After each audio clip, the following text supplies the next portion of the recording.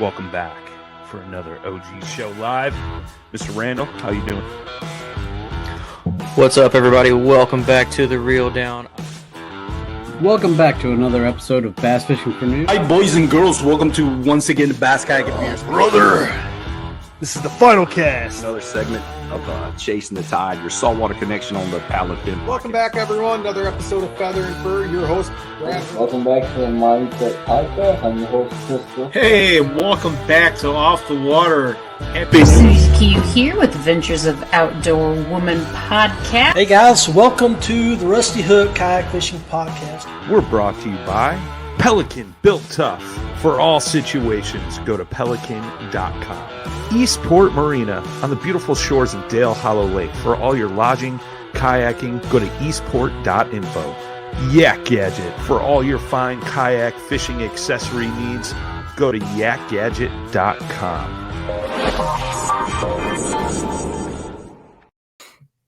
What's going on, everybody? Welcome back to The Reel Down. We're back this week. We're sorry we missed a week. Kind of odd for us, I know. You know, we are your favorite segment on the Paddle and Fin Network. So we appreciate y'all, waiting on us to come back. I already had a few plans and planned to be off. Dan ended up getting super sick. You feeling better now? Yeah, man, I'm good now. Still a little bit stopped up, but I'm all right. Yeah, I had strep throat. Crazy. I can't remember the last time I had that. Yeah, it's been a long time for me. I've been fighting a bunch of just like feeling like crap and like sinusy stuff, but the weather won't like pick a freaking direction. It's going to go with temperature, and I think that's got a lot to do with it. Yeah. But yeah, we're back. We got another great show. These guys are nice enough to let us hold them off one more week. But yeah, we had the Alabama Kayak Fishing State Championship. So what have that been, like 3 weeks ago now? 2 weeks ago? I can't even remember. Yeah, 2 weeks. October 15th, whenever that was. You ran it and they fished it. Yeah, it was a great time too. That's my first time down there. We were on the lower Coosa, below Jordan Dam, and it's awesome. But yeah, we're gonna get these guys on real quick and let them talk about the success they had, because the numbers were actually way better than I had expected. Not against anything these guys. I just seeing everything for the first time. I made a big guess, and I thought 80s would take it home, and I was wrong. So mega spots. Mega largemouth too. There was one big and caught in there. Yeah, Coley had a whole big. Well, yeah, you want to bring them on? Yeah, man, let's do it. First, we have Jacob Mott, Lance Coley, and Chris McKee. Thanks, guys, for being on. Good evening. Thank you. Yeah. We'll go ahead and go over the numbers here. Just go ahead and get out of the way. Jacob, you had first with 94 inches. Your biggest was 20.25. Chris, you had a 90.25 with 20 inch was your biggest, and Lance third with 90 inches even, and just quarter inch second with 19 for your big. So there we go. But we want to give you a chance. I know, Lance, you've been on before. Jacob, have you been on before? Nope, it's my first time. Oh, seems like you have. Well, congratulations on popping the cherry. Yeah. We'll start with you since you won, bud. Tell everybody who you are. I'm Jacob Mott from Alabama. That's all I got for you. Been kayak fishing for 3 or 4 years. Okay, so he's very modest. He's had an excellent fishing year. He has won an Angler of the Year. Two Angler of the Year. Yeah. He was the favorite to win this event, which he did. I don't know. He brings some cool stuff to camp with. He brought the Blackstone. I'd probably been pretty pissed if we hadn't had that. But yeah, it's an essential. Otherwise, you're cooking on rocks, and maybe you have. You were still trying to cook on rocks. We had some good steaks, and a good flat rock would have been. That would have made it a good night. They were. My wife tagged me in a sale. They're having a sale on like non-brand Blackstones. I might go get one. Dude, they're worth it. You should. Yeah, absolutely. If you can take care of it, it's like the only cooking tool you'll want around your house. Unless you're one of them guys that smokes a bunch of meat. Yeah, I don't do that. Yeah, bring a generator next time you come camping. We'll smoke some meat. All right. Or a real smoker if you're that good.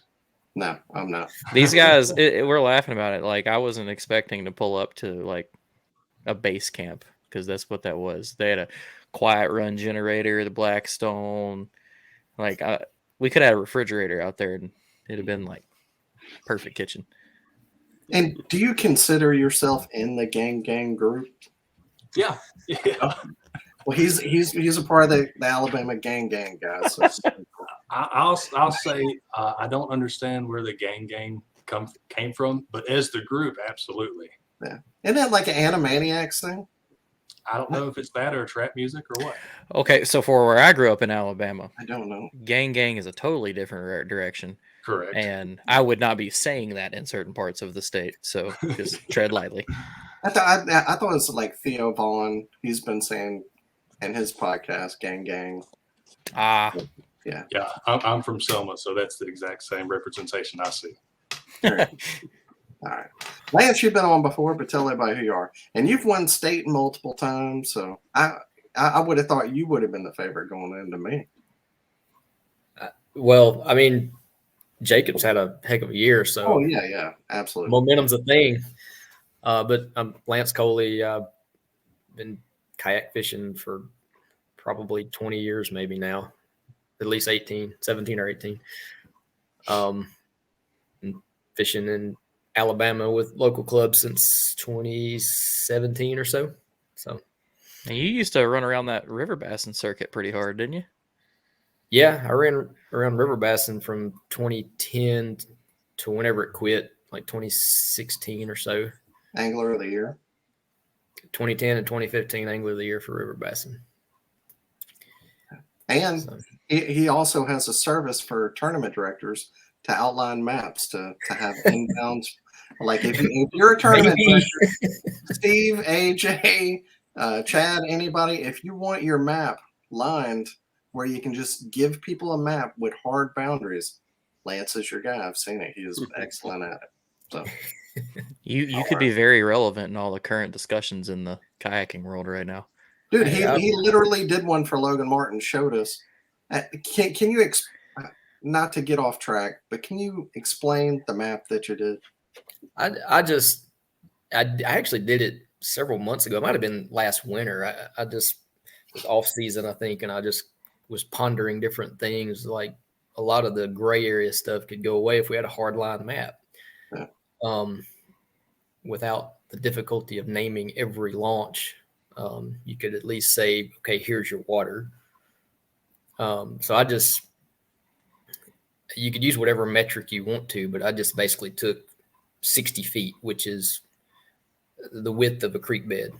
And that's about the point it gets kind of small, more difficult to navigate. I mean, you can go skinnier and still catch fish, but that gets you way up a creek most of the time. So I just went on Logan Martin. I found where each tributary got narrower than 60 feet, and I found a landmark, bridge, power line, whatever, and cut it off. And then I just connected the dots all around it and ended up with the map. So, I mean, it ended up putting like 70 miles of tributaries in bounds on that lake. It would be different for other lakes with fewer tributaries or more tributaries or bigger tributaries or smaller ones. It would look different every time if you use 60 feet, but you could use whatever you want to. But I would love to see that done on Kentucky Lake just to see it, because Kentucky Lake's got so much. I mean, like if you take the national championship that just happened in play, like with their rules, the amount of in-play water was absolutely ridiculous. Like I didn't know it was as bad as it was, but a buddy of mine was like, no, Jimmy, there is a creek 40 minutes from your house, and I'm here in Alabama, that would play by their rules. And I was like, Jesus Christ. I think something like you're working on or have done, that'd be really cool on that lake. Man, it would take a long time for Kentucky Lake with 60 foot as the metric, because I think the lake itself has something like 2,000 miles of shoreline. So you'd have to start like now, and you might have it done by like next championship. Really not to get into a whole rules thing, but I think if you took that, you took the hard boundaries, you had a couple of people doing this, and then once they're paid for their time, every trail, like let's say Hobie goes to 8 places, KBF goes to 8, and Bass goes to 8. Not that they're all doing 8, but if you get those 24 a year, and then once they're purchased from Lance or whoever's doing it, hopefully Lance, because he did such a good job, man, he's awesome. Then you upload them to a website for every tournament director use, because they've already been purchased. And then after 2 or 3 years, all the lakes would already be uploaded to one place. Everybody would know all the boundaries for every lake, for every major trail that fishes, unless they happen to go somewhere new. But eventually they would all be done. And then all the gray is done. Sorry. Yeah, then you just got cheaters. Yeah, then you gets got rid of the gray, and then you got cheaters.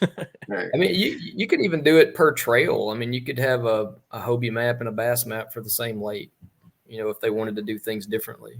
I mean, it'd be difference of building the more generous map and then just deleting points until it gets back to whatever the other series wanted to do. So yeah. Yeah. I think you're on something. He'll have an app, get you an app, and like, you know, make all the money. Do like Dwayne did with Tourney X. $5 a tournament. Chris, tell everybody who you are, man. I'm Chris McKee from Texas. New to kayak bass fishing competitively. I've done it all my life recreationally, but I've been in it for 3 years with Iron City, and very fortunate to be with you guys tonight. I appreciate the invite. Yeah, man. Yeah. Where are you from in Texas? Odessa. So I grew up where there was no water. Yeah. Very fortunate to be in Alabama where it's all around me now. This is a dream come true for me to live out here and be able to fish within minutes of my house. So. I was stationed in Abilene for 3 years, and it's like once you hit Abilene and west, it's like the desert pretty much. Yeah, I'm 2.5 hours west of Abilene where I grew up. So that was for real high school football down there, though. That's right. Yeah. So you went from desert to now you work in fisheries now, don't you? That's right. And that's part of why I came out here is, you know, there's just not a lot of opportunity for that in West Texas. So here I am. He did not want to have that whole drought and lack of water problem anymore. So Right. he moved to the Alabama rainforest. Exactly. Well, so this is a really cool, the fishery that we did this event on is just unique. Like, I've always heard about it and seen pictures and hear everybody talk about how good it can be and how good it is and blah, blah, blah, blah. You know, Coosa. This was my first experience coming down there, and it was just like, it is just the Alabama bass, that's crazy, but the way the water sets up and the way the water flows and changes and everything's just wicked. So I want one of y'all, any of the three of y'all, to really describe it the best you can. Maybe you can hit on Lake Jordan too, but no one cares. I'm just kidding. So none of y'all fish Jordan, right? I did not. Occasionally, anytime anybody asks me something about Jordan, I tell them to go to a different lake. The ABT was there this past weekend, and it was a 2-day tournament, and 24 pounds and some odd ounces won. Mm-hmm. So, you know, it's one of those lakes. And then you go there in the springtime and you catch, 20, 24, 25 pound stringers. So it's a mystery. Well, give us a rundown on the lower Coosa then, Jacob. It's a mystery in itself too, especially this time of year when there's not as much water coming through. But it's the same cycle. Say, I can't remember when they start doing the canoe trips, but when they start doing that in the late spring, they are contracted to run more water, usually between 9 and 11 o'clock throughout the day. So when you get there in the morning, the whole river is low and slow most of the time. And then usually by about lunchtime, the river comes up 3-4 foot out of nowhere within the next few hours.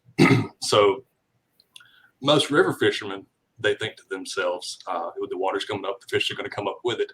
And in a lot of cases they do. But I think this past weekend or 2 weekends ago now, it was a good situation where they didn't work the way we thought they were going to work. But that's the Coosa River. So those fish, I think, are so attuned to that water moving that if it's not up for quite some time, they don't reposition the way a normal river fish would. They'll stay deeper when that water comes up. And like I said, usually when it comes up, those fish come up with it in most river systems. So there's a rock every 30 feet. So it's a mystery. And just to give a little more background on it for anybody listening. So this is a tail race right below the Jordan Dam. And I mean, the fishable water, just like with basically any dam, I mean, these guys fish right up against it. I mean, I think Coley was against it when he caught his big one.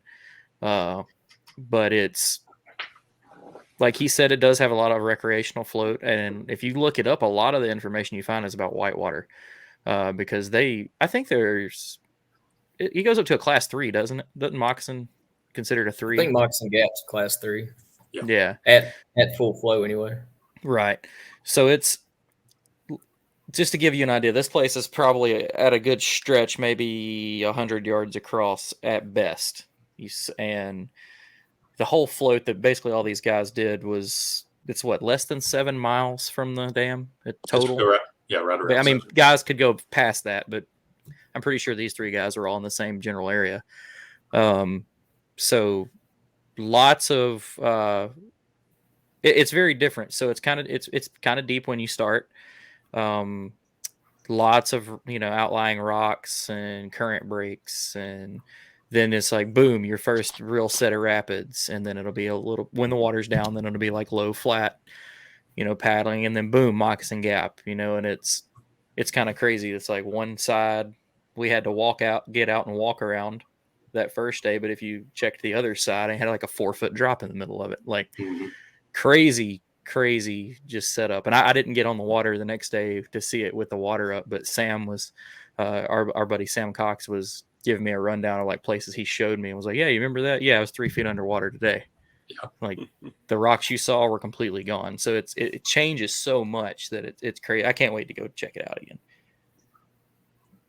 Yeah, there were that morning. There were rocks out of the water I'd never seen before. I mean, it was extremely low that morning. And yeah, that's something Jacob told me that morning when I caught up with him. He was like, yeah, you can come down this place multiple times and it'll look different every time you see it. Yep. Mm-hmm. I paddled up and floated down, and it looked like a different river when I came back down. That's what I was going to say on that lower end around Corn Creek Shoals. If the water's low and you come up to Corn Creek Shoals, it looks impassable. And it basically is, unless you can pick a kayak up over your head.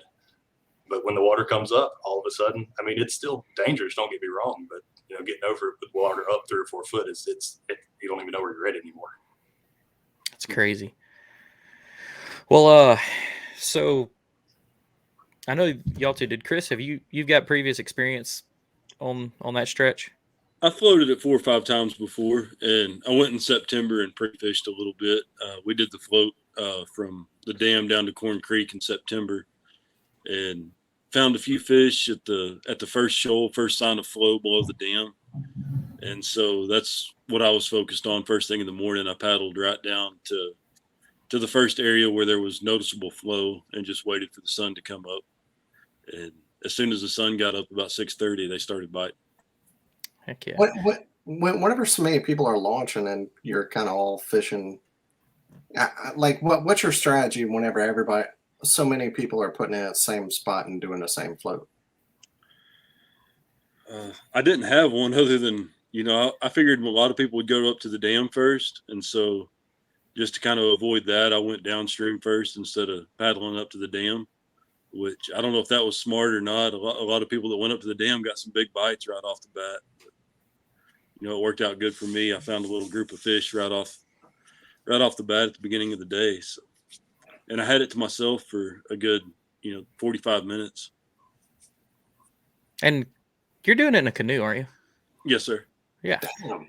Yeah. I was trying to think back. So yeah, he was doing it in a canoe.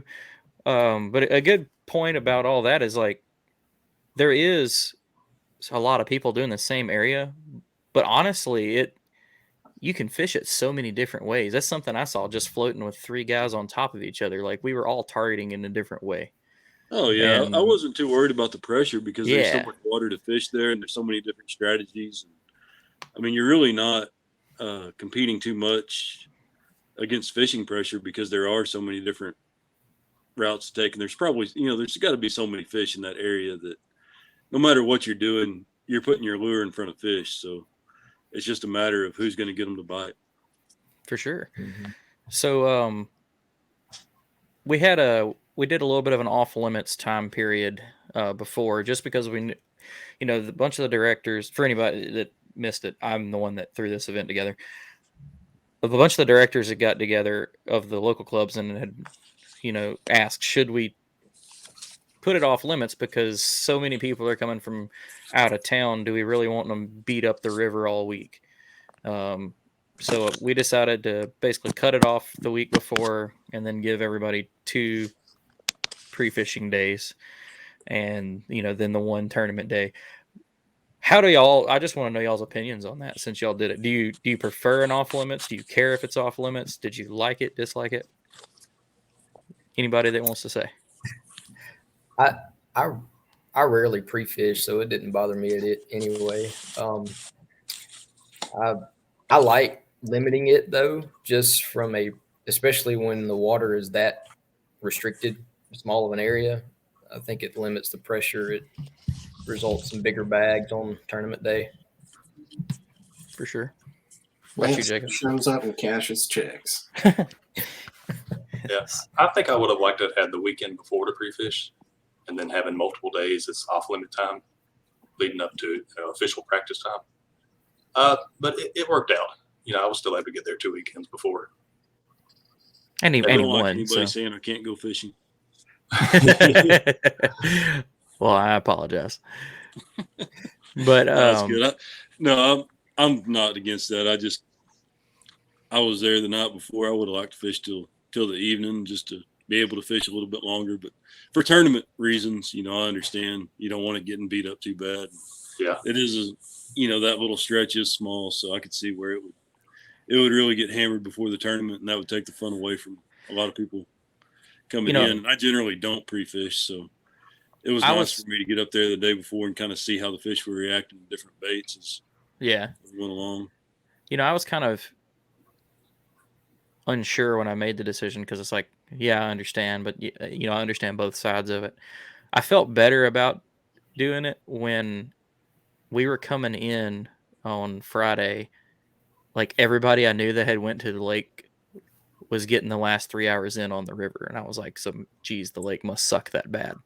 Like, and then all the people we had like 15 people at our camp that night, and everybody that went to the lake was like, I skunked, had 110, 111 inch, probably going to go to the river tomorrow. So I just felt a little better about it. I was like, well, if everybody had hit the river all week, then this tournament would have terrible numbers, except for y'all 3 probably, because y'all kind of had it figured out. But that's what they all get for not listening to the podcast, because I said multiple weeks, don't fish Jordan. Yeah. He was the huge, everybody was like, why didn't Dan come? I was like, he don't do the flowing part, and he's convinced that the lake sucks enough that it's not worth being there. And he was right, because I didn't talk to anybody that caught anything worth it out there for real. Like, a bunch of guys tried, but I don't think, if I remember correctly, when I looked on doing like checking locations, I don't think anybody in the top 10 was on the lake. And we had 54 people, and I think we only had 2 that didn't fish that day. So, I'd probably say over half the field was on the river somewhere. But and say how everybody qualified too. I guess we hadn't talked about that. Well, yeah. So again, this is the state championship. So the way that we've been doing and it's been like this since before I took it over, was the local clubs all run their normal trail series during the year with their Angler of the Year races. And the top 15 in that Angler of the Year system for each club get qualified to come down to state. And then we allow a couple of director spots per club, and then roll downs just to try to keep attendance up and keep the pots kind of big. And so I felt like we did pretty good. This is what I wanted out of it. We had 75 possible entrants, and we had 54. So I think it was fantastic, especially because this is, I don't know, it's a fishery everybody likes, but it's kind of out of the way for a lot of us. But so we still had a really good turnout. It's like the furthest possible for the biggest club in the state, for sure. Yeah. And it just to touch on it, to give them a little shout out, the city of Wetumpka down there, they're about the kayak folks. Like, they take care of us when we're down there. I had heard about it, and when I called and reached out to Kerry, it was very fast for him to be like, oh yeah, we're going to throw in $500 for big fish. We're going to have all some custom t-shirts made that we're going to give out, and then he was like, what do you need? I just told him all the stuff I need. And we got everything we needed. We had hotel discounts and places to camp and blah, blah, blah, blah, blah. So really, really appreciative for them. And they want us back down there every year. And so we'll see. Most folks wanted to move around the state. And I think we're going to keep doing that. But I've got a little idea that I've mentioned to Jacob that I'm going to be working on. Actually have a meeting with them tomorrow to try to give them some kayak love every year. So more to come there. Hey, But, maybe you could push something with Elmore County to improve accesses along the Tallapoosa and include that too. Yeah, that's That on my would be list awesome. for sure. Just to say it here without going into any of the details, my whole goal is like, if you want us down here that bad, we need more than like t-shirts. We need, and that list is like this. I'm going to be like, here, pick what you want to do, but here's the list. But, so back to the pre-fishing. Lance, you said you don't really pre-fish. Did any of y'all do any pre-fishing? I mean, I know Jacob, you did because I passed you on the river, but any kind of pre-fishing, did you go look at the water? Did you put some lines in, catch a few fish? Chris, why don't you start? Well, I went in September. We had an inland lake tournament for Iron City, and that's a pretty good drive from where I live. And I didn't feel real good about it, so I called a friend of mine and asked him if he'd be willing to head down and just do a float on the Coosa. We went from the dam down to Corn Creek and fished, just had a good time and caught a few. And I got a big one when they turned the water on midday. I caught a real big one on a whopper plopper. And always fun. I was like, well, I know what I'm going to do. So that really helped me out. It gave me confidence to stick with it. And that's pretty much what I did all day, was just throw that. I caught a few on a little key tech, but it was pretty obvious that I wasn't going to get the bites on that I needed. So I just stuck with it. And I don't know if that helped me or hurt me. My gut told me all day to switch to something underwater and give up the top water. But then I had that big bite that happened midday in the back of my mind. So I just stuck with it. And pre-fishing really helped me doing that, because otherwise I don't think I would have the confidence in that bait during the tournament.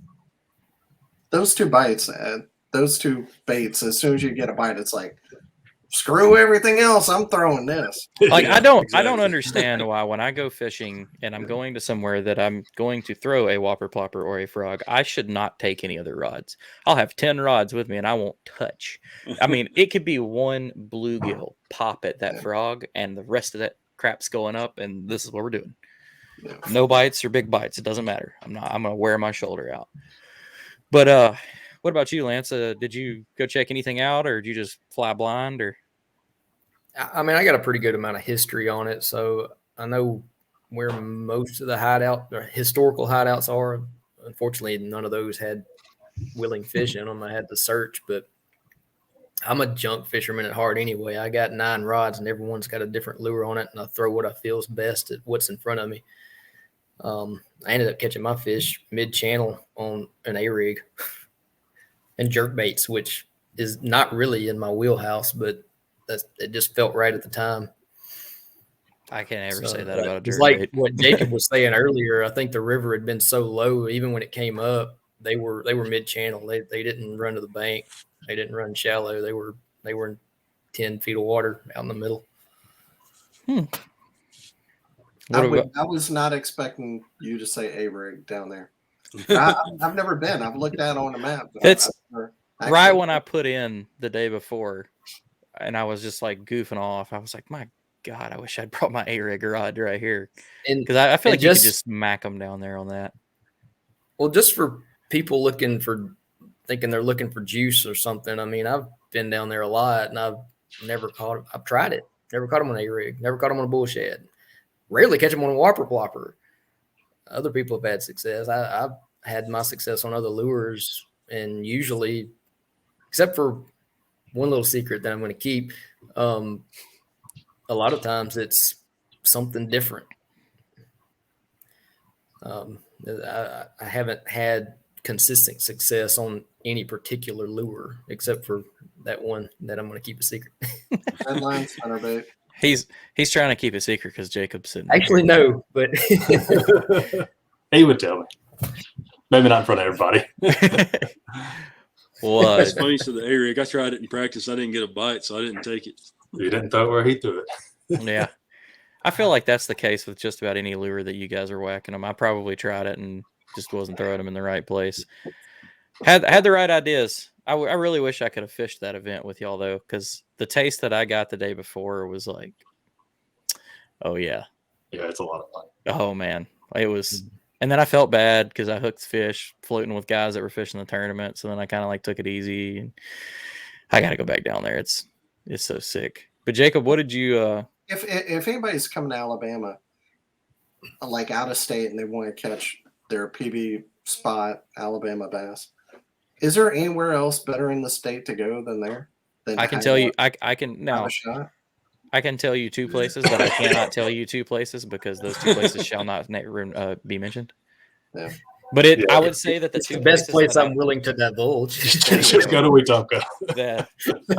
That's exactly it. I was going to say that they were equally as good, so go there. But yeah, Jacob, what about you? What did you do to kind of get ready for this one? Well, I was pre-fishing. I had to see what level the water was at, and I actually prefer it. So I either like it being super low or probably 5 foot higher than what it was, and regulated, like not up and down. But I had a few places that I wanted to look at for pre-fishing, and if you saw me throwing anything with an exposed hook, I was just playing around and having fun. I talked about bending over my hooks to where I can't even hook a fish, and nobody really saw where I was at doing that. But you saw me catch fish, and we could catch a limit doing that. Fishing the rocks with, maybe a spook or a fluke or something like that. And you could probably catch big fish if your timing's right.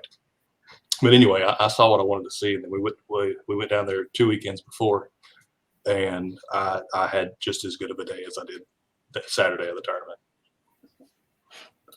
Yeah, I heard if anybody that's following this has, seen the posts about this, a few of those guys talked about the trip 2 weeks before and how incredible it was. Yeah, it was 2 weeks good. Before. But so you were feeling like you got a legit shot to win, huh? His confidence was so high in camp, even though he's so like modest, you could feel it. Like you'd bring it up and he would smile and giggle and try to play it off. Like he knew. And this was before Friday. Like I knew I had a good chance. The fish were setting up the way I wanted them to, even with the super cold mornings that we were having. In my opinion, they were still in more of a summertime positioning, even with all the colder weather. And like Chris said, as soon as that sun came up, the bite turned on. Yeah. That big fish swagger. So because of the style, fishery this is, Dan, and it's not something that you like to do, do you have any questions that would benefit listeners that also don't fish this kind of stuff?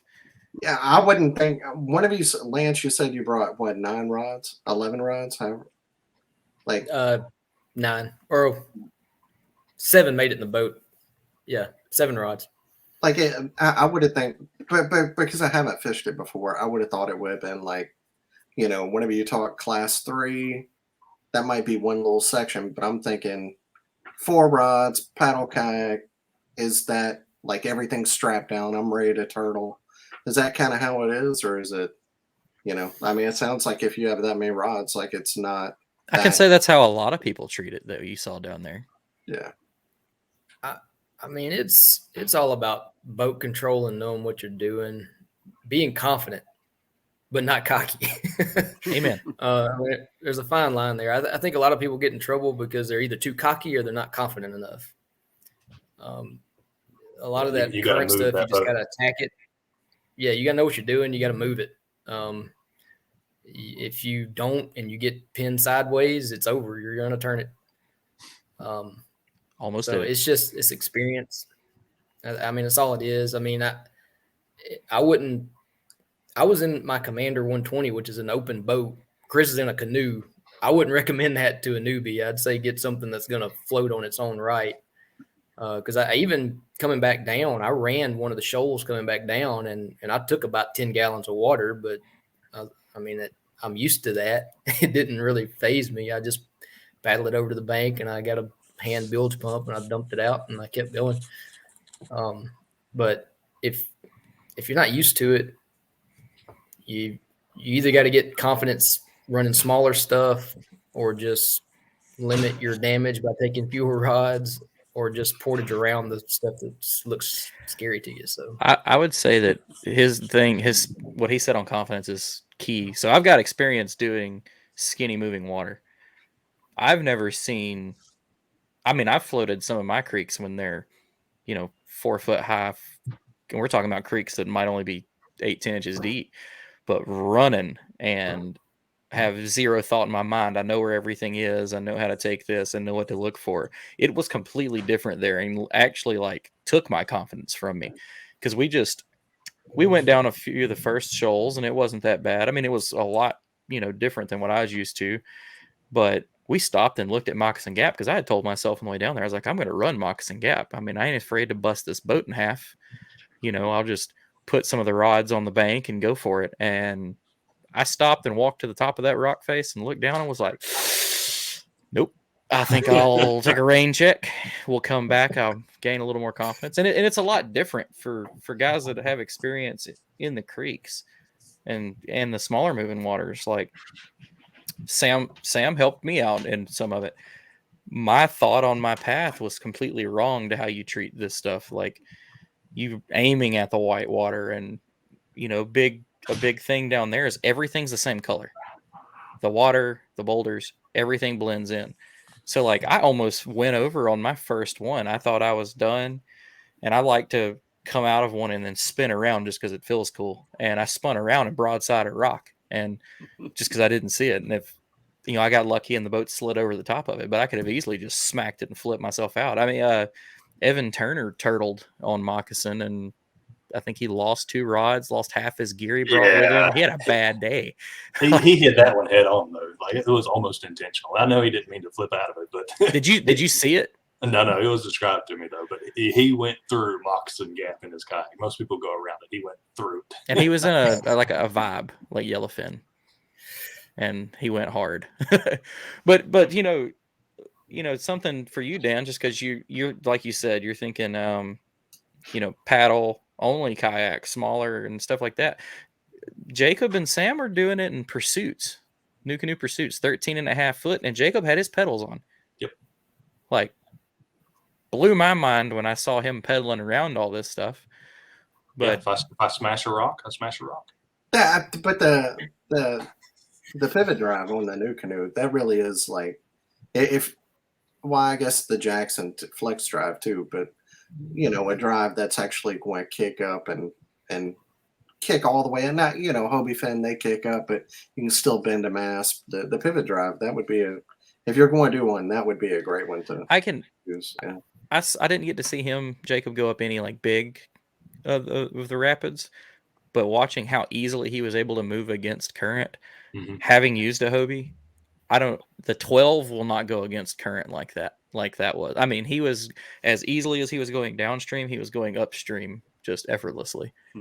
Yeah, and I pedaled back up those swift areas. I didn't have to get out or anything. That's cool. You floated down roughly what would you say, halfway? Below the islands. Yeah. And if you go look at this on the map, you can see all the shoals on Google Earth. And I think it was flowing 2,000 or more? Oh, I don't look at it. He just goes for it. Do you think your pedal drive is what won it for you? I'm sure it helped, yeah. So to lead into that a little bit more, talking about the pedal drive, I ended up having to fish behind the guy in the jet drive boat with the trolling motor on the front. There was things that I was able to do in the pedal drive, which you could do in it with just a paddle getting into the eddy pockets. But there were things that I was able to do that the guy with the trolling motor couldn't do. It's mind-boggling to think about. Just go watch. Drew Gregory's got a video on the lower Coosa. That'll give you an idea of what it looks like down there when crap's running and he's pedaling against it. That's a great one. If you're listening to this, go watch that video and then imagine a new canoe pursuit going up it. mind-boggling. My mind's in a bottle. We won't talk about the negatives of the the pivot drive, but that's one of the big positives. Super positive. How is your coast with the pedal drive down going upstream, Jacob? It doesn't really eat me alive. Well, you say going downstream. Going upstream. Can you coast? That down. Yeah, you can coast back up running water, but I mean, if it's super swift, you're on the pedals the whole time. Okay, that was one thing I always concerned about pedals and current is you'd be on them the whole time going up, whereas paddle craft you don't have that stuff hanging down, and I can do 3 hard paddle strokes and it'll basically surf for 2, 3, 4 casts before I have to put the paddle back in the water again. So the gear ratio, the pursuit really glides well though. Yeah, and the gear ratio on the pedal drive, it's effortless. You're not fighting it the whole time. I always tell people it's like pedaling a bicycle in first gear. That it doesn't feel like you're doing anything, but it actually gets to speed very quickly. And the pursuit, like you just said, Dan, I think it's their shallowest drafting boat because I was in the Flint following Sam and I was hitting tons of stuff and it drafts shallow and Sam wasn't touching any of it and standing up. Like I was like, golly. But yeah, no, so crazy the way you can do it. I mean, we've got perfect examples, a commander, a canoe, and a pedal drive, and y'all both kicked butt. But so Lance, you took third, so tell us about your tournament day. I live an hour away, so I just got up that morning and drove down. I put in at the bottom, paddled up. I got my history lures and spots that I have done well at in the past, and I was hitting those all morning. Nothing was happening, so I was trying the red line spinnerbait too. I was trying top water various times at top water. My secret lure wasn't even working, and Z-Man, but I was fishing banjo minnow. What's that? Z-Man Hellraiser. If we guess it, I just bought one of those the other day. I'm excited to give that one a try. See, I have one, and I stare every time I go to open the pack. I'm like, God, this looks stupid, and I put it back down. Like, well, that's what I thought about chatterbaits when they first came out too. So I wasn't going to make that mistake again. I was like, let's just give this a shot before it gets old. Valid point. But anyway, like I said, I rarely pre-fish, at least on waters that I know. And when I do pre-fish, I try not to fish. I just look, maybe make sampling casts here and there, check quality. But I knew pretty much do what I wanted to do down there anyway. So I went, none of that was working.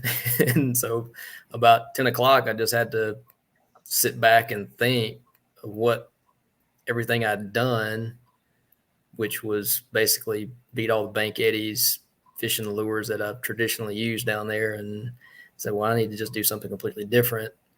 So I started working the middle of the creek channel with a jerk bait, hooked up on a 18-incher and fished that a while, and then decided to throw the A-rig and then caught 3 or 4 more. So it just kind of worked out.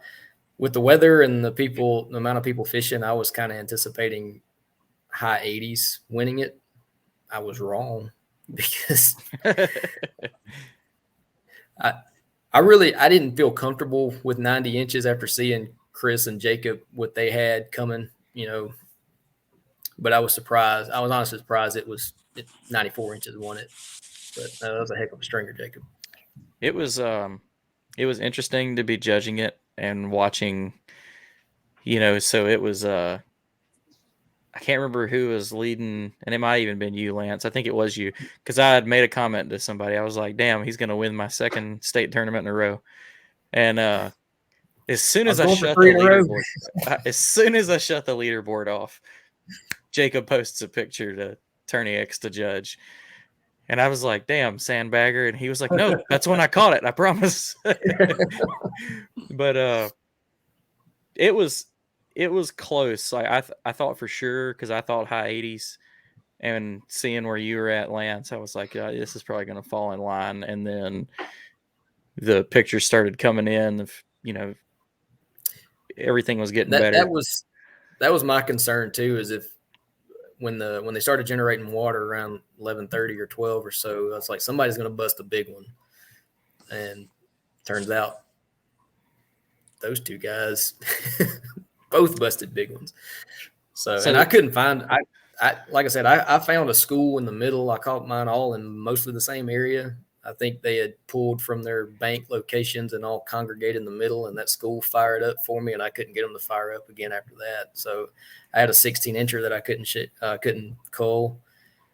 Never could find another pot of fish to fire up, and they capitalized on increased current and bigger fish bites at the end of the day that I couldn't. So I'm gonna not pick on Chris a little bit, but so Chris did really good, and it overcame a little adversity. So he was on them pretty good before the leaderboard went off, but he starts sending me all of his pictures, and the fish's mouth's wide open. So it's like one of them. The rule we had was if it's over a half an inch open, the fish is DQ'd. So it's like he had one that was cracked, DQ, or penalty. But then he sends me a 20.5 with his mouth wide open, and I was like, okay, I can't do this anymore. So I called him. I was like, look, guy. I was like, this is the rules. And he was like, oh, no, I think I got multiple pictures. So we just let it go. And, if he would have lost that 20-inch fish, I mean, huge setback for him. Lance would have got second. And, I mean, it had probably put you down, 5th place or so. But in Iron City, the trail he usually fishes our grassroots trail here, we allow the mouth to be open, which, we need to change. Yeah. I have no excuses. I knew the mouth had to be closed, and I have no idea how I ended up sending those pictures with it open. It was just nerves and shaking to death when I caught it. And the whole reason I've really been in that position before. So thank you so much for calling me, though. I really appreciate it. I was like, because at one point you're leading, and with penalties, and then you post your big fish, and I'm like, I have to disqualify that fish. This is heartbreaking. Like, this dude is all, because you were doing that when no one was catching anything good. I was so sick of judging like 8-inch fish, and then you're like, bam, 20.5, bam, 19.5, and I'm like, yes. And, but I brought this up to, congrats for, being able to make it right. But for all of the tournament people, if you're new to tournament fishing and you found this show, take multiple pictures, because you don't know sometimes, because you're in the adrenaline of the moment, that you've left. Like, there's that one picture that it's cracked, and one picture when it's finally down. Or if you're a hands-off guy, you may not realize that it lifted its tail. There's so many variables that can mess up your fish picture for that tournament. So yeah, I had a little bit of water under my screen too, and I was fighting with the buttons the whole time trying to get it to actually take a picture, because nothing was working on my phone. And I think it just, in the mix of all of it, I would have bet you $200 that the mouth was closed on those fish that I seen. I just wasn't paying close enough attention to that, because I was fighting other things and that sort of thing. Well, it's funny that you mentioned this, having these adversities. I told I can't remember who it was. I sent him the picture and was like, golly, this guy's on him, but look at this. I was like, I almost just want to let everybody else, hate me for it. I was like, he's in a canoe. He's already fighting adversity. I'm almost willing to just be like, it's fine. Like, whatever, you're in a canoe. but you made it right. You made it right.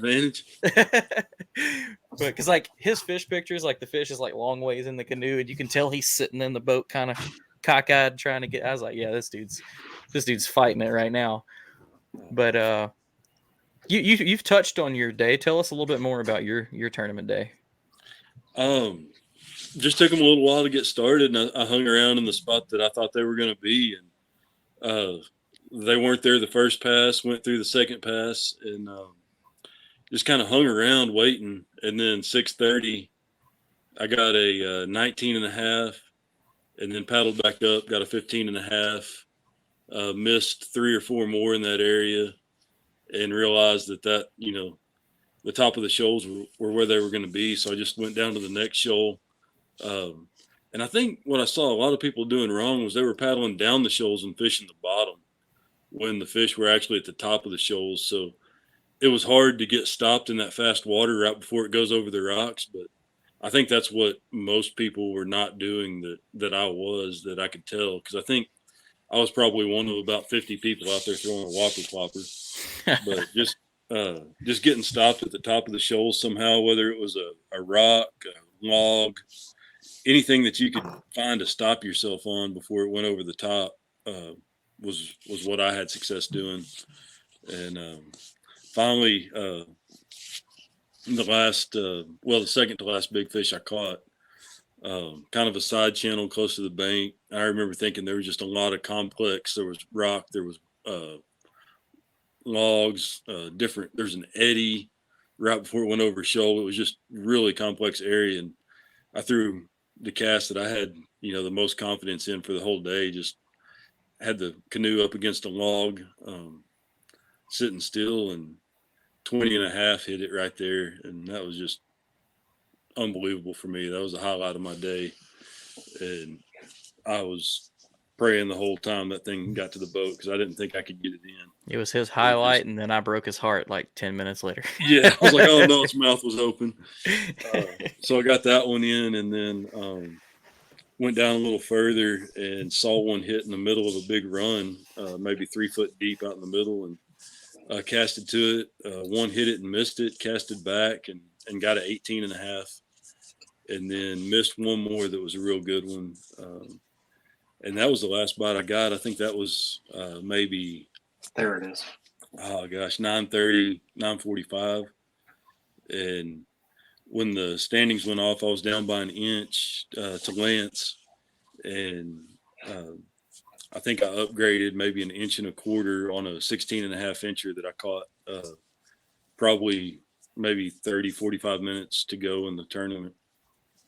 So that was and then old Jacob come like creeping on by everybody.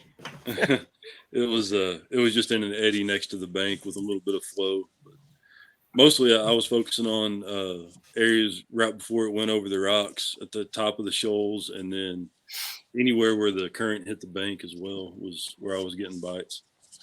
That's awesome. All right, Jacob. Let's hear it. I need all the juice, buddy. Oh, how much time do we got? No. So Chris already pointed out the bite didn't really get good until the sun came up. The morning of, though, I'm making my run to get to where I want to be, and I kind of park like if I go any further, it gets dangerous. But in the meantime, someone comes to try to join me, so I have to get a little defensive about claiming my location that I want to fish. And I did. I kept moving further than I wanted to move until they picked a different direction to go. Wait, how do you do it? You just got closer, or was this like words? Or No, I just kept moving. There was no. So I could be wrong, but I think I know that they wanted to go where I wanted to go, and I think I know who it was, and he knows just as well as I do. But it was all pitch black and foggy, so I'm not sure. But I had to keep moving before he got around me, which I guess the way it worked out, he could have gone on down to the location he wanted to be at, and maybe it would have been fine. And when the sun came up, maybe I would have caught Chris's fish then. But I don't know. But yeah, like Chris said, when the sun finally came up, I caught that first fish. I think that was my first fish, the 20 and a quarter, just as soon as I could see to cast well enough. I mean, the picture on the board, I had to have the flash on my camera. But I thought I was on the right pattern there for a while, and I kept fishing probably another 30 or 40 minutes without another bite. It wasn't until the sun finally came through the trees that the fish started biting better. So I had a stringer. Yeah, there's a feet finder pick for all you freaks out there. Yeah, the flash is on the camera to capture that. Like, that's probably fog off to the other side of the kayak that you see. That's not like shadiness. That's just fog. But anyway, I kept working down the river, and I was probably catching 12, 13, 14-inch fish. But I was struggling probably till like 8 o'clock to catch the fish that I was after. And then I caught one that was 17 and whatever. And he was where he was supposed to be. He was exactly where I wanted him to be. But so I've got like a 20, a 17, and then a bunch of maybe 14s, maybe 12s. I don't know. But that's what I've got. And I work my way on down. And it's probably 9 o'clock now, and I've still got that same limit. And I see Chris coming down the river. And I on my life, I'm almost positive Chris is standing up floating through the rapids. I mean, I could be delusional, but But just surfing in a canoe, standing in a canoe, like he's sitting, like he comes down and it's like the canoe just stops and he just sits there and fishes in the current. I don't know. I'm not kidding when I say that. Are you one of those freestyle canoers? Yes. That do all the tricks and stuff? No. There was romantic music playing and everything. The canoe was just doing everything he needed it to do. You were using a single oar though, right? Yes. Yeah, that blew my mind when he told me that. I was like, wearing a bow tie. Yeah, it worked great. I mean, I have a little pack boat too, and I would use it more often if I wasn't concerned. Canoes don't have secondary stability. You get it going, it's going. If I was more confident, then I would absolutely take it down that river. But I need a little bit of secondary myself. But anyway, he's coming down the river, and it's probably 9 o'clock now. I think I've uploaded my fish, and maybe I'm in third place, but it's nothing confident, right? I think Chris at the time is sitting at like 88 inches. He's for sure in first at this moment. So I know I've got to take off down before him because I've got one more spot down below that location where I can catch a decent fish. So before he comes through that last bend, I catch like that 18-inch spot. And I think that either cement second or third place at the time. I don't remember. But we're somewhere mid-80s, right? 86 inches or whatever. So I've got 3 decent fish and 2 dinks for sure. So at this point, the water starts coming up. And like in that section, it's not like, oh, I think the water's coming up. I mean, it's up, Poof. Like there's more leaves in the water. There's trash in the water. A tree just rolled by you. Like it happens almost instantly. But that's when the jet drive guy or jet boat guy comes around. And like he's running through the rapids. He's going exactly where I want to go because I'm working my way back up through the rapids now. And I'm catching fish behind him, but they're 12, 13, 14 inches maybe. Like I don't like the way the day is going, but I'm pretty satisfied with where I'm at considering how everybody else is doing at the time. And we're pushing like 11 o'clock by now. But we're having enough of a conversation for him to realize that I'm fishing a tournament. So he was nice enough to finally roll out of the way. But I go through what I can. It was very nice because he took his boat up the rapids to fish there. So it's pretty nice of him. But I work my way through what I consider my good water, and I'm not catching anything I want to catch. I finally get to the top of it. I say, I've got to make a change. And the water is, like I said, it's unrecognizable. The river is nothing like it was in the morning. So I finally tie on that jig. It's like a 3/8 ounce jig, black and blue. And like first cast, I catch like a 15.5-inch fish, which is a cold. It's like an 1.5 inch cold. It's a big deal. And then like Jimmy was talking about, as soon as the leaderboard's cut off, and did you do that at 12 o'clock? 1 o'clock. 1 o'clock. So at 1 o'clock, the leaderboard's cut off, and I catch that 19-inch spot. So like 101. Yeah, literally. But so it's 1 o'clock now. The leaderboard shut off. Lance was in first place with 90 inches, and then Chris was just right behind him when everything shut off. So this fish puts me at 90.5. Now, I was thinking Chris had a 14-inch fish at the time, and Lance for sure had a 16-inch fish. And no doubt in my mind, Lance is going to catch another fish to call a 16-inch fish. Like if I'm at 90.5, all he has to do is come up, half. I don't remember what your big fish was. Maybe you did 3/4 of an inch. I don't remember. But I know somebody else is going to catch another fish, and we have no idea what the entire field is sandbagging, right? So the water's up. All of my good water is I've fished through it. Like it produced that 1 19-inch fish, which is awesome. But I've got one other spot. It's further back down the river. I've got to go back through the rapids to get to it. It's just a largemouth hole. It's good when it's good, and it's not when it's not. When the water's low, it's not good. So that morning going through it, well, I didn't fish it in the morning because there wasn't water there. Like it was probably dry ground in the morning. I don't know. But the water had come up, so I figured I'd check it out. So I take probably 20 or 30 minutes to get over there to it. And first cast to where I think the fish is supposed to be at on a buzzbait. He rolls on it, but he swims under a log.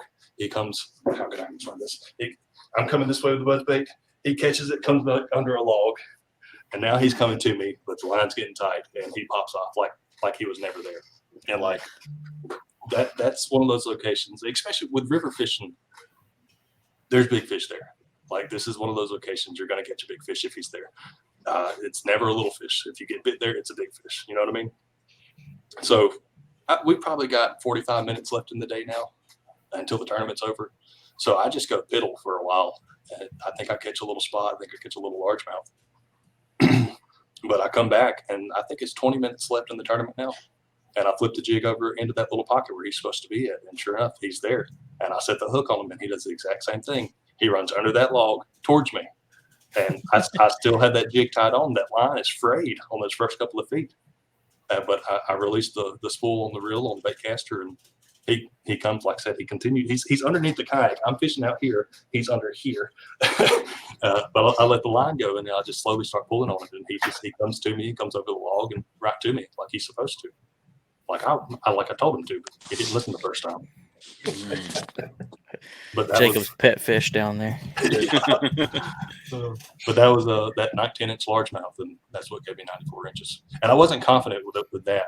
Like I said, consider what the field had. Come on. I wasn't. I honestly thought mid-90s, maybe 96, 97 inches, honestly, was going to win this tournament. So I wasn't absolutely confident, but I was very satisfied with how I did. It's so tough to be confident with Lance right there. Yeah, second that. Well, and like again, this is the championship, man. This is all the good, the hammers of the state. Like I had my money on Chuck just because Chuck's been having one of those years, and in the back of my mind, I was waiting because I kept refreshing Tourney X, and I was like, I'm waiting on it. Chuck's been holding on to his good fish, or I was like, or Lance has got like a 23, or like Coley caught a 22-inch largemouth up at the dam. I thought he posted that one and then was just holding on to the other 20 pounds of his sack just to give everybody a little hope. But it was it was all over the board for a lot of people. I mean, there were a bunch of good fish caught and people that didn't, or decent fish and not a limit. There were a lot of people catching like one solid 18 and a 14, and I think we only had we had 15 limits out of 54 people. And I think it was a third of the field skunked. So, I mean, it was, and I'd be one to bet that third of the field was on Lake Jordan. I'm just going to throw that out there. Yeah. But yeah, no, it was really cool to watch from my end of it, just to see, some people leaving the lures in the picture so you can kind of see what some people are throwing. And just the different types of areas people were fishing in. And it was fun because there was a couple of times Tourney X. If anybody's ran Tourney X before, the GPS coordinates are not always right. So at one point, Jacob posted a fish that was caught right beside where I was sitting judging the tournament. I swear to God. I panicked so much when I uploaded that first fish. Yeah, I'm sitting at the campground and it pings like literally. I zoomed in and it's where I'm sitting, and I was like, "Well, there's a weird problem." And he says later that his Tourney X is like freaking out while he's using it. Yeah, I like I said, I got a new phone, and I know how to set all the permissions and all that for the tournaments, and in Google Maps and Tourney X and all that. So I'm going through everything at this moment that could possibly have given me that error, but my heart sunk into my stomach when I uploaded that first fish because that was 20 1/4 inches. I couldn't swallow. And it was definitely like, I would be fair to say it was an app issue because actually, Chris, it might have been you. Like an hour later, one of your fish came in and it did the same thing. It said that you caught it basically where my truck was parked, and I was like, "What's happening?" So I was like, well, I know where they're at roughly. They're in the water, and from what I saw, there's nowhere you can go hide in someone's farm pond. So, but and catch spots. Yeah, and catch spots. So y'all had an excellent tournament, and congratulations on Jacob. You had an excellent year all around, and I'm glad everybody came down and enjoyed it, and can't wait to do it again. But one last question before we let y'all give a little closing thought and get out of here. Smallmouth, Alabama bass, largemouth. Which one would you prefer to do if you could only do one for the rest of your life? I love catching spots, but largemouth are a little more predictable. So if I could only catch one, I think I'm going to go with the easy one. How about you, Lance? Interesting take. I fell in love with Alabama bass when I caught my first one. I mean, I love smallmouth too. And I don't know. That's it's like picking my favorite kid. I mean, I like red eyes. I like guads and Lance has Sawanis. literally caught every species of blackfin, all 29. So he loves them all. I heard his wife's maiden last name was Finn. I think he just likes fish. But I don't know, if you twisted my arm, I'd have to go with Alabama bass, with smallmouth being a close second. Yeah. Third, and shoal bass being a close second. Yeah, I'll go with Alabama bass too, just because they like topwater a little bit more than the smallmouth do that I fish for. So I like topwater, and I like current, and I like bass, and Alabama bass, they seem to be all three of those. Every time I think I can say that smallmouth pound for pound got way more fight in them, I'll catch an Alabama bass and be like, shit, that was get your heart going. Like, I caught my first, like, picture worthy, like, bronze backed Alabama bass I caught earlier this year. That was, I think it was 19 3/4. It was so old and sickly that it was like maybe 2 pounds at best, but gave me the craziest fight for a solid like minute. Topwater bite, digging upstream, digging downstream, going under rocks. Like, it was nuts. And I was like, yeah, no, I don't know if smallmouth do that as good. But then you go catch if anybody here has done it, if you catch a big smallmouth on a spook, whew, that's another heart racer. But, well, all right. So we appreciate y'all coming on and telling us about it, and all the different cool factors of everything down there. But this is when we like to let y'all, thank anybody you want to thank, any sponsors or shops that you work with or anything like that. So Chris, take it away. Chuck Wise for setting up the float with me. I called him up and asked him if he'd be willing to float with me. He said yes. If I wasn't floating, Jacob and Lance, hats off to them, were able to do it without doing the float. For me, I had to cover water. I don't know those particular spots like they do, so I was at the mercy of just covering as much water as possible, and I knew the only way I could do that was to do a float. And so, thanks to Chuck for doing that with me and setting up the shuttle. And that's really why I was able to do as well as I did in the tournament. So I appreciate him. That's awesome. About you, Lance? I think Wilderness Systems, they always got me in a good boat. I think Redline Lures, Ricky makes good spinner baits and jigs. And I guess we think the Yak Shack, they take care of us with Iron City. If you guys are in the Birmingham area, give them a look. I think they're increasing their tackle selection too. So I was in there the other day, and they got more stuff than they had last time. So not only kayak shop, but they're getting some fishing stuff too. They have Z-Man, Rapala, Big Bite Baits. Mm-hmm. Now they have some Yak Gadget stuff. I mean, Yak Attack stuff. So. They had a good Yak Attack display. There's some cool stuff in there now. I mean, always was, but it's just getting better. They got a new location opening for you Indiana folk. So I hear. Franchise. And then I got to thank my wife and my son. They support me and put up with me doing all this stuff. It was about 9:50. My son sent me a little text video sending me some fishing mojo, and I caught all of my fish between 9:50 and 10:30.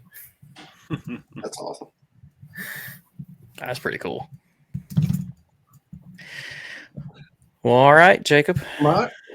Yeah, so I'm not sponsored by anyone, but like Lance said, well, we'll see. But like Lance said, the Yak Shack in Pelham, you can go there and buy you a new canoe pursuit with a pedal drive and run it up them rapids. Man, I'm going to tell you, I can't recommend it. The new canoe folks need somebody to shed some light and love on the pivot drive, and I'm going to drop your name because no one is doing what you're doing with it, and I can confidently say that. So they need to, whether you wanted to even go that route, as far as that sponsorship crap, you should at least talk to them. you should holler at them and tell them to have Jacob and do a video down there on the Alabama. Yes. With him doing it. Man, that'd be a cool little video. I do it a lot. I can show them some stuff that they don't know that pedal drive can do. Guarantee it. 100% guarantee it. Jimmy knows.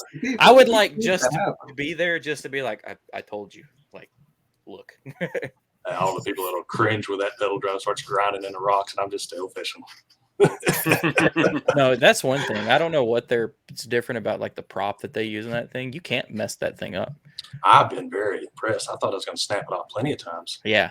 I wedged mine when I had mine, and I thought sure because it wedged and popped, and I was like, well, there went one of them. Yeah, I just keep kicking. It'll come out. Yep. It's something. But well, go ahead. I sorry to cut you off. That's all good. Jokingly, I want to thank Brandon Ellis because I needed some wading shoes probably 4 months ago, and I'm still using them. I don't know what brand they are. We're not gonna mention them, but he was a good enough man to let me have a pair of his just regular shoes. It's just a wade in. And the gang. I really think some of the guys in the gang, they are the future face of kayak fishing, especially for Alabama, but maybe we'll see further beyond that. We have some guys that are very passionate, and a lot of people enjoy kayak fishing. A lot of people love fishing in general. They love kayaking in general. But I really think our little group that we have is some great passionate kayak anglers, and good too. They're very good anglers. And really fun around the fire if there's fireball. Yeah. You don't even have to mention names on that. Nope, not going to. Good down home comeback. I'll say it. It was fantastic. Oh, and my wife, you saw her around here earlier, I think. She's been very supportive through all this. So I'm very grateful for her. Smart man. All right, we'll go back there and dust your china and your fancy china cabinet. And you should. I should have got a text you and told you to bring the trophy with you to show off that. I had everything set up in the basement, but I couldn't get my headset to hook up to my phone because I wanted to do this on my phone because this camera is. Once you see the whole background, I mean, it is what it is. But it's all in the basement. Yeah. This was option number 2. It's all good. Better than part of that china cabinet for your hardware. Yeah, I really think 1/3 of it. Yeah. At least. Dead center. I just keep shoving. Yeah, that's perfect. Thanksgiving dinner and gravy bowl. Yeah. All right, guys. Well, man, we appreciate y'all. For one, again, I appreciate y'all letting us put this back a week after our little series of events last week. But congrats and thanks so much, and good luck going into next year and any of your winter adventures. And thanks, Jimmy, for putting that on. This is my favorite event of the year, so it's cool to see you take it and run with it. It's been my favorite one I've ran. Like, it was so much fun. Like, yeah, I normally it's kind of stressful. This was very casual. I was stressed up to it, but then once I got down there, it was like, oh, it's all good.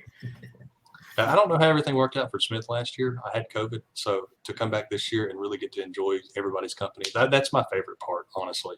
Everybody willing to come from all over to go camping. Well, I think if you had taken Smith out of Smith, like everybody, I mean, Lance enjoyed it. Lance won. Yeah. But I feel like if you had taken it anywhere else, it'd have been more enjoyable for everybody else. Because just a lot of people cringed when we said Smith Lake. So, but tell for another time. But yeah, anything else, Dano? No, that's it, man. All right, guys. Well, we appreciate you so much, and we will hopefully have y'all on again sometime soon. Maybe next year's state championship. Same 3 guys. Maybe a little bit change in the outcome.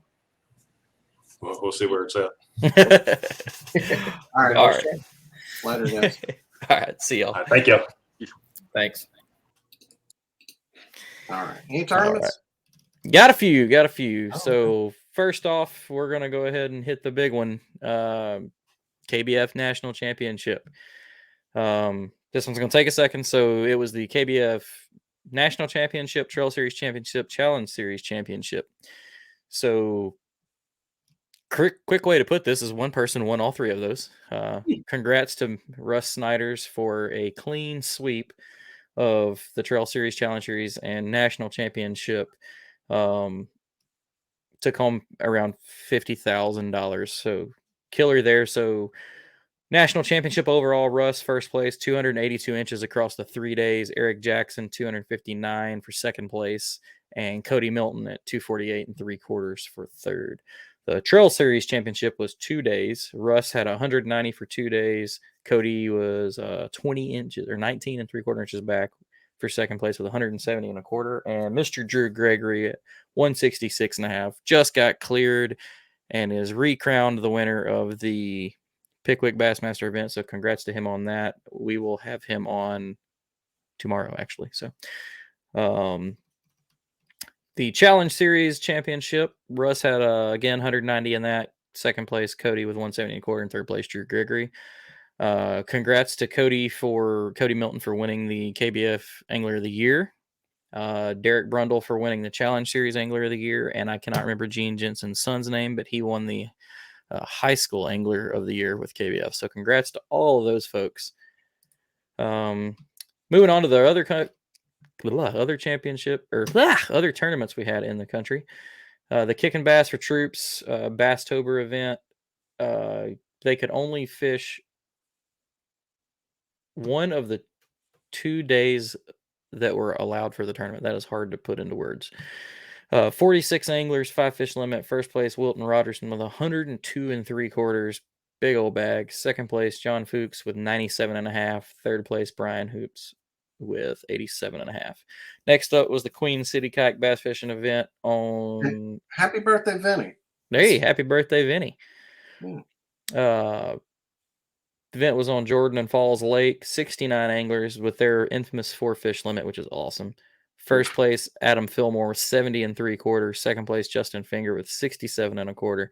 Third place, Mike Hicks with 64 1/4. Ooh, this is one I hadn't read before. The Bayou Coast Kayak Fishing Club Trout Challenge.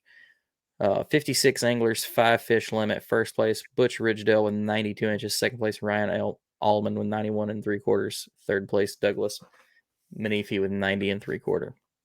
Next up's the Moyak Series on Table Rock. 2-day tournament, 38 anglers, 5 fish per day. First place, Jason Shiflett with 169 3/4. Second place, Dorman Huey with 169. Third place, Kyle Long with 164 3/4. And last up's the Yakabass on Lake Berryessa. 2-day tournament, 50 anglers. First place. Take a guess who got first place. Just take a guess. Damien in California. Tao. There you go. Damien Tao with 171.5. Second place, Dago Kobayashi with 162.5. And third place, everybody's favorite kayak YouTuber, Mr. Greg Blanchard with 161.5. So congrats to all those guys, and can't wait to see what we've got going on. What are you doing? I keep seeing something fly around the screen. It's like I keep trying to read and I just kept looking away. I don't know. Tore up a Cinco. I got you. But yeah, so that was it for the week tournaments, and we appreciate everybody being here. And again, be looking for a bonus episode we're gonna have coming. I'm gonna be recording with Drew tomorrow, and we've got Cincos flying all around the studio. But yeah, anything else, dude? Ready to get up to check. Yeah. You think y'all got it?